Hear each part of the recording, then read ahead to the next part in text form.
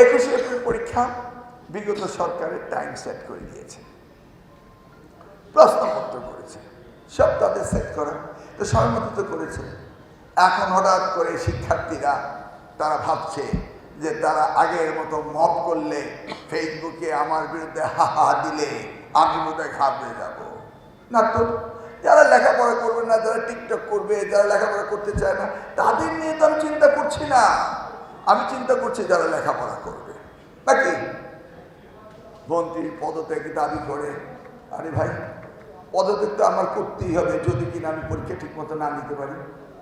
আমারও তো দাবি পদত্যাগ আমাকে অবশ্যই করতে হবে যদি আমি পরীক্ষা ঠিক মতো না নিতে পারি।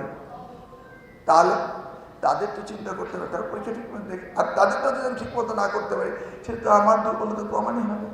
এই যে পলিটেকনিক ইনস্টিটিউটে গেলাম, সেখানে গিয়ে যে অবস্থা দেখলাম, এইভাবে যদি টেকনিক্যাল এডুকেশন চলতে থাকে, কারণ মাননীয় প্রধানমন্ত্রী তিনি টেকনিক্যাল এডুকেশনের সবচেয়ে বেশি প্রাধান্য দিচ্ছেন, আর টেকনিক্যাল এডুকেশন যদি এইভাবে পড়তেই থাকে, ওরাও ফেল আমিও ফেল।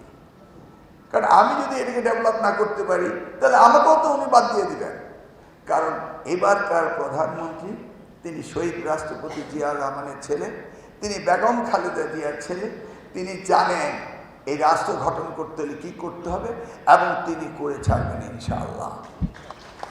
আর আমরা যদি সহযোগিতা না করি আমাদেরও পাস ফেল রয়েছে। অতএব আমরাও এবার ছাড়বো না, শিক্ষা ব্যবস্থা পরিবর্তন করেই ছাড়বো। যেহেতু উনি টাকা দিবেন, পয়সা দিবেন, সব দিবেন, আর আমরা করবো না কেন বলুন?